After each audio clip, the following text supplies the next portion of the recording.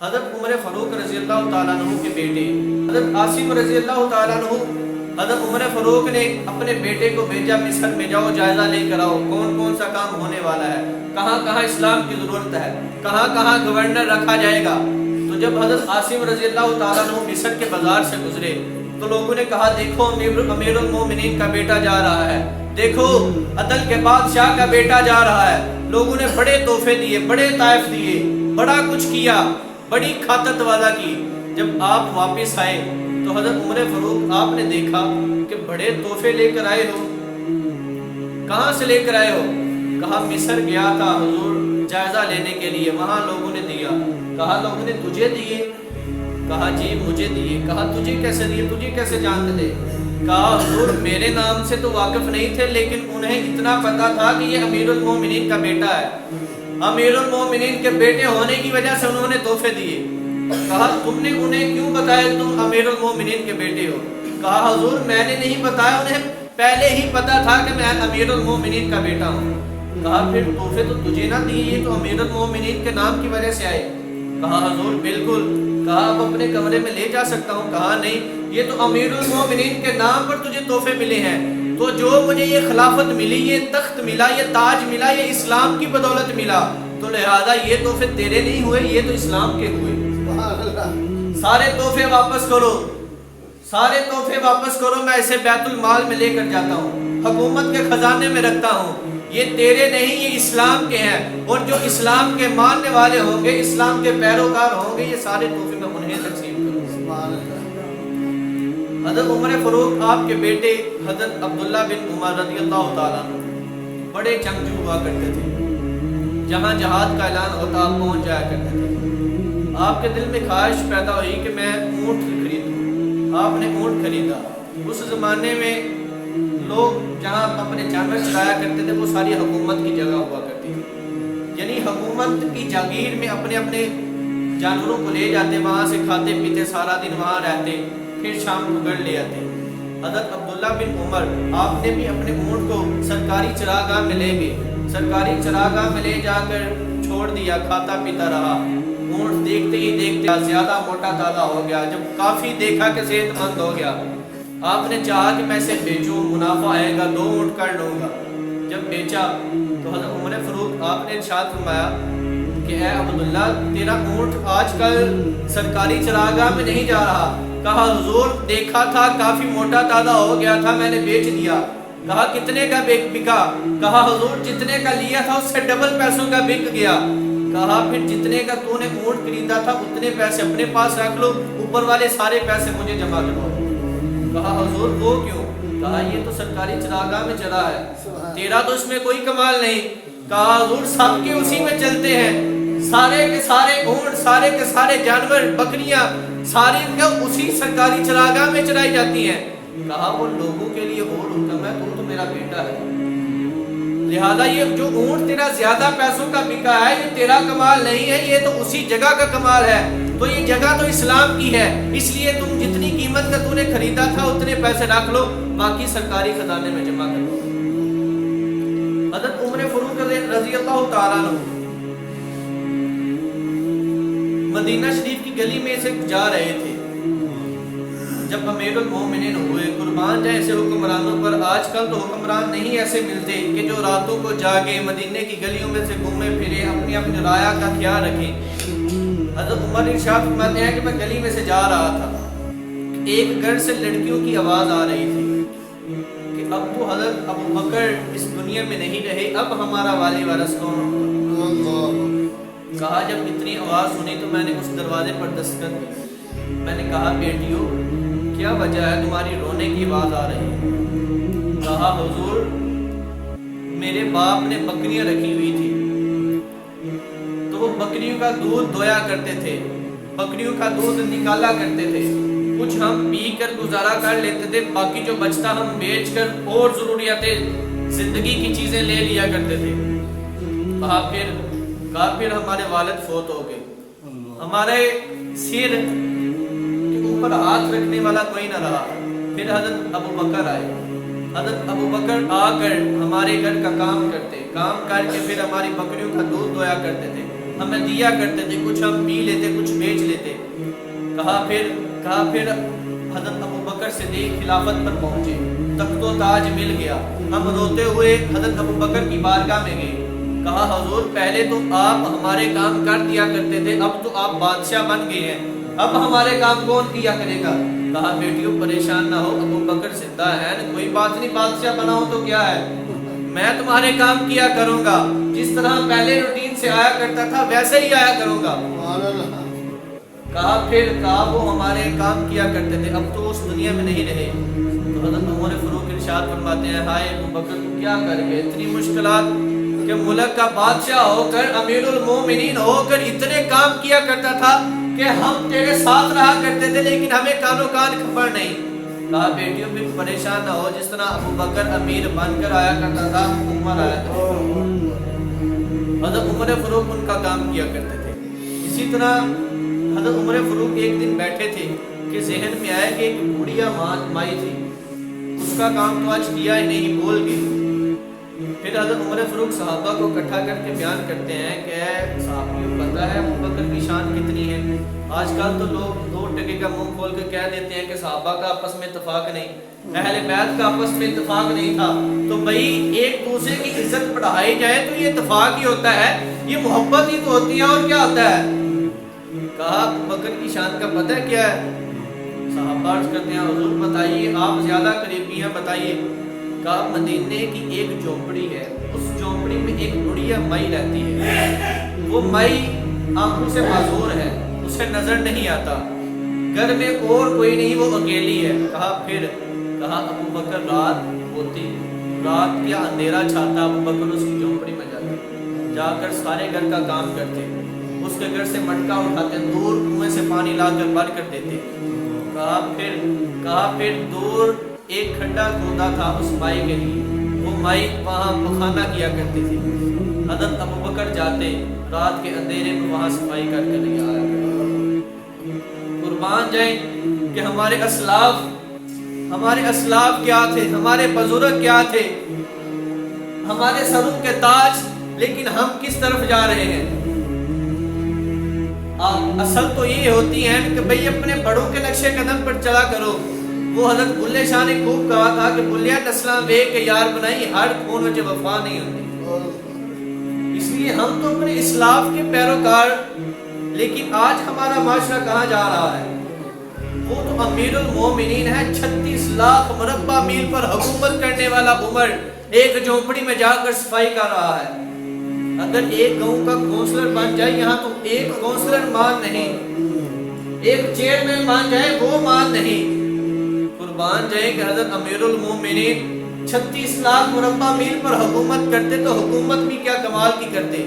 لیکن جب ایسے کاموں کی باری آتی تو اپنی بادشاہت نہ دیکھتے, اپنی عاجزی دیکھتے, فقیری دیکھتے. وہ عمر کہ جس نے ظاہری حیات میں آقا کریم صلی اللہ علیہ وآلہ وسلم سے کئی مرتبہ جنت خریدی تھی, لیکن پھر بھی حضرت عمر فاروق نے ایک بندے کی ڈیوٹی لگائی ہوئی تھی کہ بھئی روزانہ میرے دروازے پر آنا ہے, دستخط دینی ہے اور یاد کروانا ہے کہ عمر موت کو بھولنا نہیں, موت ایک دن آنی ہے. بھئی انہیں موت کا کیا خوف, انہیں پتا ہے کہ یہاں سے آنکھیں بند ہوئی تو ہم جنت میں گئے, لیکن پھر اتنا خوف. بھئی یہ تقویٰ ہے, یہ پرہیزگاری ہے. جب ایک چہرے پر سفید بال نکل آیا, وہ جس بندے کی ڈیوٹی لگائے تھے دروازہ کھٹکھٹایا, عمر موت. کہا بھئی آج سے تو نہ آیا. کہا عمر کوئی غلطی ہو گئی, حضور کوئی غلطی ہو گئی, کوئی بے ادبی ہو گئی, کوئی الفاظ ایسے پسند نہیں آئے, میں اپنے الفاظ کو بدل لیتا ہوں. کہا نہیں, یہ جو سفید بال میرے چہرے پر نکل آیا ہے, جب بھی میں شیشہ دیکھوں گا مجھے پتا چلے گا موت آ رہی ہے. لیکن آج ہم سفید بالوں کا بھی حیا نہیں کرتے. جن کے چہروں پر ہے وہ تو وہ, لیکن دوسرے بھی ان کے بالوں کا حیا نہیں کرتے. بھئی ہم اپنے اسلاف کی پیروکاری کیسے کریں گے؟ چھوٹی چھوٹی باتیں ہیں جو ہم بھول جاتے ہیں, یہی چیزیں ہیں جو ہمیں یاد رکھنی ہے, یہی چیزیں ہیں جو ہمیں پرہیزگاری دیں گے, یہی چیزیں ہیں جو ہمیں تقوی کی طرف لے کر جائیں گے. اللہ کو کوئی چیز پسند نہیں. ہو سکتا ہے میں گناہگار ہوں, سارے گناہگار ہیں, لیکن انہی گناہگاروں میں سے پتہ نہیں اللہ کو کس کی ادا پسند آئی ہو. ہماری نظر میں تو وہ گناہگار ہو, لیکن اللہ کی نظر میں کتنا مقبول ہو. لیکن آج ہمارا معاشرہ اس طرف چلا گیا ہے کہ ایک بندہ 1 مہینہ نماز پڑھ لے 5 وقت کی، تو وہ رستے میں جاتے ہوئے بے نمازی کو بندہ ہی نہیں سمجھتا، وہ نہیں سمجھتے۔ اگر کوئی گناہگار بندہ بھولا چوکا مسجد میں آ جائے تو ہمارے نمازی انہیں کہتے ہیں بھئی تو مسجد وچ کیا ہے، تیرا مسجد وچ کی کام ہے؟ بھئی ہمارے اسلاف تو ایسے نہیں تھے، ہمارے بڑے تو ایسے نہیں تھے جن کی پیروی کا ہمیں حکم دیا گیا۔ ہم دعا کرتے ہیں کہ یا الہی جس طرح صحابہ نے حضور کو مانا اسی طرح ماننے کی توفیق عطا فرما، جس طرح صحابہ اپنی سیرت کو ہمارے لیے چھوڑ کر گئے ہیں اسی طرح ہمیں بھی ان کی سیرت کو اپنانے کی توفیق عطا فرما، اور جس طرح صحابیات بی بی فاطمہ الزہرا آپ کی سیرت ہے، ہمارے گھر والوں کو، ہماری ماؤں بہنوں کو ان کی سیرت پر پورا اترنے کی اللہ توفیق عطا فرمائے۔ حضرت عمر فاروق رضی اللہ تعالیٰ عنہ، حضرت ابو سفیان نبی کریم صلی اللہ علیہ وآلہ وسلم کے چچا، پہلے کافر ہوا کرتے تھے، بعد میں مسلمان ہوئے۔ جب مسلمان ہوئے تو لوگوں نے حضرت عمر پر شکایت لگائی کہ ابو سفیان کے اپنی گلی میں پتھر پھینک دیتے ہیں، جو آتے جاتے مسلمانوں کو، آتے جاتے نمازیوں کو تکلیف دیتے ہیں۔ کہا تم نے ابو سفیان کو نہیں کہا وہ تو مکہ کا سردار ہے، ہماری جرت کہاں کہ اسے کہہ سکیں، پتہ نہیں وہ آگے سے کیسے بولے۔ حضرت عمر فاروق کی جا کر ابو سفیان کا دروازہ کھٹکھٹایا، ابو سفیان انہیں گلی میں پتھر پھینکے ہیں، لوگوں کو تکلیف ہوتی ہے۔ یہ تھا تقویٰ۔ ایک مکہ کا سردار ہے، اس کے پاس جا کر کہہ رہے ہیں، یہ تو اللہ نے روک دبا دیا تھا، جو بندہ زیادہ تقویٰ پرہیزگاری میں چلا جاتا ہے پھر اللہ ارشاد فرماتا ہے کہ چلنے کے لیے تمہیں بندہ نظر آتا ہے لیکن اس بندے میں چل رہا ہوتا ہوں، اپنے قدم وہ اٹھاتا ہے لیکن ان کے قدموں کی طاقت میں ہوتا ہوں، اپنے ہاتھوں کو وہ بڑھاتا ہے لیکن ان کے ہاتھوں کی طاقت میں ہوتا ہوں، زبان بولتا وہ ہے لیکن اس کی زبان کی تاثیر میری ہوتی ہے۔ یہ چیز کیسے ملتی ہے؟ یہ تقوی سے ملتی ہے۔ امیر المومنین حضرت عمر فاروق رضی اللہ تعالیٰ عنہ نے حضرت سعد بن ابی وقاص رضی اللہ تعالیٰ عنہ آپ کو گورنر شام بنا کر بھیجا، وہاں جا کر جنگیں ہوئی، جہاد ہوا۔ جب جہاد ہوا تو قیدی بنے نصرانی، یہودی، عیسائی۔ آپ نے انہیں کہا کہ بھئی فدیہ دیا کرو، ٹیکس دیا کرو، یہ ہم نے جہاد کر کے شام کو فتح کر لیا ہے، اگر یہاں رہنا ہے تو ٹیکس دو، ٹیکس نہیں دینا تو کلمہ پڑھ کر مسلمان ہو۔ انہوں نے کہا ٹھیک ہے ہم فدیہ دیں گے، ٹیکس دیں گے، لیکن تجھ سے بات نہیں کرنی، اپنے امیر المومنین کو بلاؤ، ہم اس سے بات کریں گے۔ حضرت سعد بن ابی وقاص نے خط لکھ کر بھیجا کہ اے امیر المومنین، یہ شام والے آپ سے ملنا چاہتے ہیں۔ حضرت عمر فاروق نے پیچھے لکھ کر بھیجا کہ فلاں تاریخ کو، فلاں دن، فلاں وقت میں آ جاؤں گا۔ وہ وقت آیا، حضرت عمر فاروق نے ایک غلام کو ساتھ لیا، ساتھ چند کھجوریں لی، ساتھ لڑائی کا سامان لیا، چلنا شروع کیا۔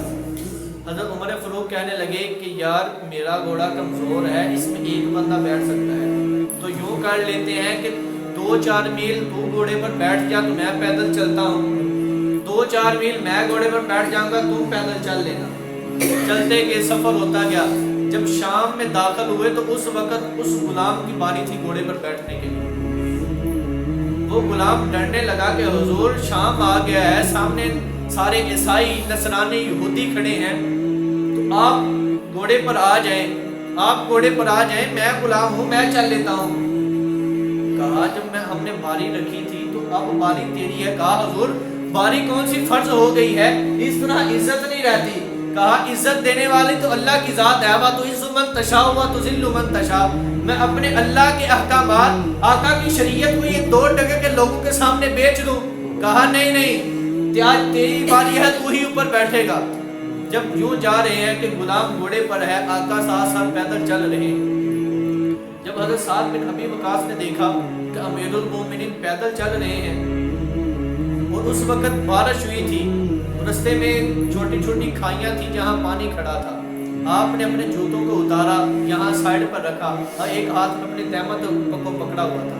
جب حضرت سعد بن ابی وقاص نے دیکھا کہ حضرت عمر فاروق کی حالت میں آ رہے ہیں کہ تہمت اٹھایا ہوا ہے، جوتوں کو اتارا ہے، غلام گھوڑے پر ہے، ساتھ پیدل چل رہے ہیں، جس طرح آج کل بچے کہتے ہیں کہ ابا جی انج نہیں کرو، معاشرہ چینج ہو گیا ہے، ٹائم بدل گیا، انج کر لو۔ حضرت سعد بن ابی وقاص بھاگے بھاگے کہا حضور یہ تو سارے ہمارے مخالف ہیں، یہ تو مذاق اڑائیں گے۔ کہا نہیں نہیں، میں تو اپنی شریعت نہیں بدل سکتا۔ کہا نہیں حضور، جوتا پہنے گندا ہو جائے گا تو نیا آ جائے گا، اللہ نیا دے گا، تیمم نیچے کرے، گھوڑے پر آپ تشریف رکھیں۔ کہا نہیں، اب اس کی باری ہے تو اس نے ہی بیٹھنا ہے۔ حضرت سعد بن ابی وقاص کہتے ہیں حضور کون سا فرض ہو گیا ہے کہ اس نے ہی بیٹھنا ہے؟ کہا نہیں، جب میں نے تجھے کہا کہ اس نے بیٹھنا ہے تو پھر کیوں کہتے ہو؟ حضرت سعد بن ابی وقاص بیان کرتے ہیں کہ آج سے پہلے کبھی عمر کو اتنے جلال میں نہیں دیکھا تھا جتنا آج جلال آیا۔ کہا میں کہتا ہوں تم چپ کرو، اس کی باری ہے تو اس نے ہی بیٹھنا ہے۔ حضرت سعد بیان کرتے ہیں کہ جب وہ یہودی نصرانیوں کے پاس پہنچے تو جو پہلے عمر کے نام سے ڈرا کرتے تھے، عمر کو دیکھ کر کانپنا شروع ہو گئے کہ وہ عمر جو اپنے غلام کے ساتھ اتنا عدل کرتا ہے وہ ہمارا کیا کرے گا؟ ایک غلام کا اتنا حق ادا کرتا ہے، اتنا عدل کرتا ہے کہ سواری پر اسے بٹھایا ہے، خود پیدل چل رہا ہے، تو اگر ہم نے اس کے آگے آواز اٹھائی تو ہمارا کیا حال کرے گا؟ قربان جائیں، یہ ہے ہمارے اسلام، یہ ہے ہمارے بزرگ۔ ان کی سیرت کو پڑھیں، آج ہم اپنی سیرت کو پڑھیں کہ ہم کس طرف جا رہے ہیں۔ دعائیں تو کرتے ہیں کہ یا اللہ ہمیں صحابہ کرام جیسا جذبہ دے، تو بھائی جذبہ کیسے ملے گا؟ صرف شان و شوکت تو صحابہ جیسی نہیں مانگنی، صحابہ جیسا تقویٰ بھی مانگو، صحابہ جیسی پرہیزگاری بھی مانگو، اور صحابہ جس طرح کیا کرتے تھے آج ہمیں بھی ضرورت ہے۔ لیکن آج ہمیں تھوڑا سا مقام مل جائے تو ہم اپنے آپ کو اپنے میں نہیں رکھتے، بلکہ قدر تو بھائی انسان کی نہیں، اس کے جو شعبہ ملا ہے اس کی ہوتی ہے۔ اس طرح کسی بزرگ نے کہا، انہوں نے کہا کہ شخص بن کر نہ جیو، شخصیت بن کر جیا کرو۔ شخص تو مر جاتا ہے لیکن شخصیت زندہ رہتی ہے۔ آخر میں یہ التجا ہے کہ تعلیم قرآن عام ہو جائے، ہر پرچم سے اونچا پرچم